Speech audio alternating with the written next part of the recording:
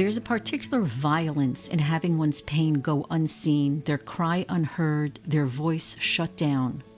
The Jewish people understand this, and Parshat Shemot speaks directly to it. What does redemption look like from inside this narrow place? You're listening to Torah in 7, a podcast by Lubavitch International, where we examine the story behind the story in 7 minutes.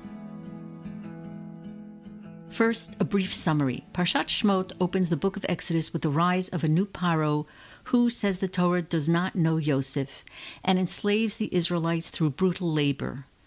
When they continue to multiply, Paro orders the murder of all infant Hebrew boys. Moshe is born hidden in a basket on the Nile and rescued by Paro's daughter, who raises him in the palace. As an adult, Moshe witnesses an Egyptian beating a Hebrew slave, intervenes, and flees to Midian, where he becomes a shepherd. Years later, the Israelites cry out from their suffering. God appears to Moshe at the burning bush and commands him to return to Egypt and confront Paro. Moshe resists, citing his difficulty with speech. His brother Aaron is appointed to speak on his behalf. Moshe and Aaron return to Egypt and demand that Paro let the people go. Paro refuses and intensifies the labor, breaking the people's spirit. They turn on Moshe, and he cries out to God in despair. The Parsha ends with God reaffirming the promise of redemption and commanding Moshe to return to Paro, setting the stage for the plagues to come. Let's dive into the deeper story. It begins with that opening line, "A new king arose over Egypt who did not know Yosef." Whether a new king or the same king with new decrees, the point is this: he does not know Yosef, meaning he forgets or ignores what Yosef contributed and the debt Egypt owed him. This willful not knowing is the origin of oppression. From this moment, everything shuts down. Perception, communication, and human connection constrict. The Hebrew name for Egypt is Mitzrayim.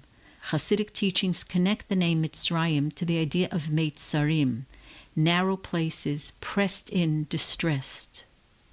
What gets constricted in Shemot are the very faculties that make us human: seeing, hearing, knowing, speaking.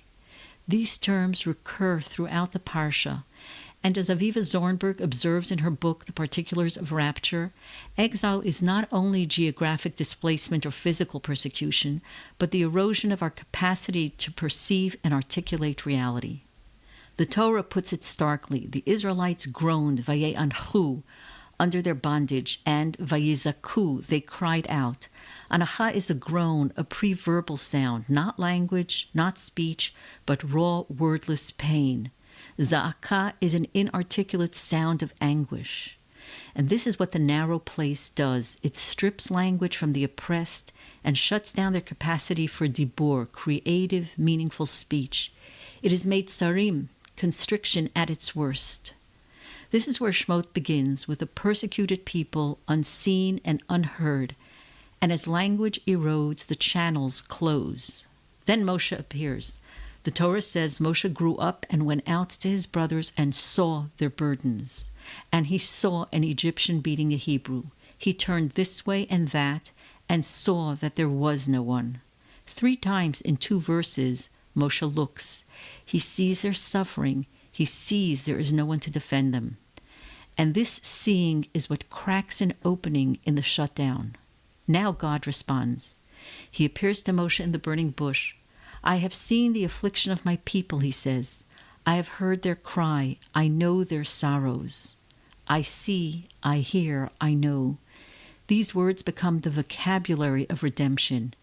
The channels are opening. Now God commissions Moshe to speak to Paro, but Moshe resists.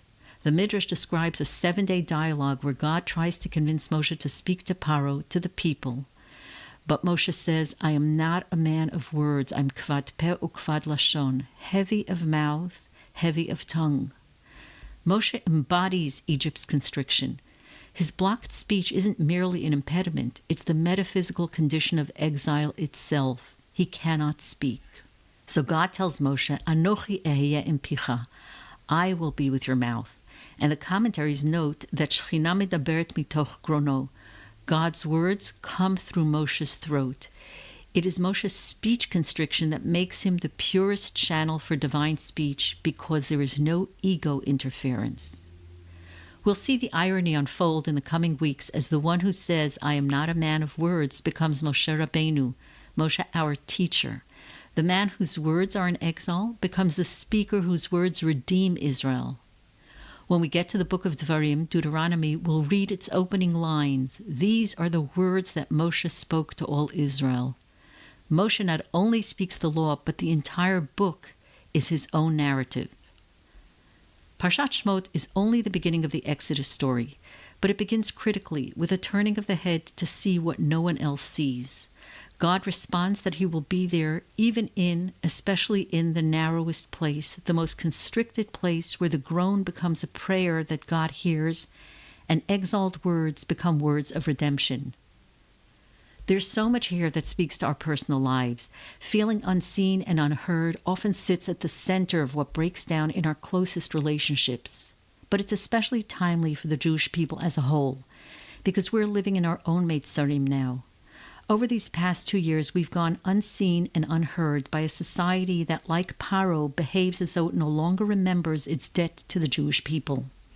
A culture that chooses not to know us, that looks away and closes its ears. We've seen language erode and the channels shut down.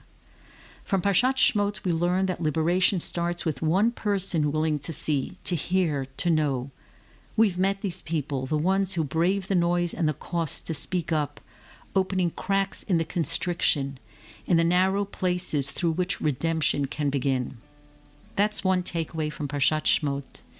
If you found this meaningful, please subscribe, rate, and comment. Shabbat Shalom.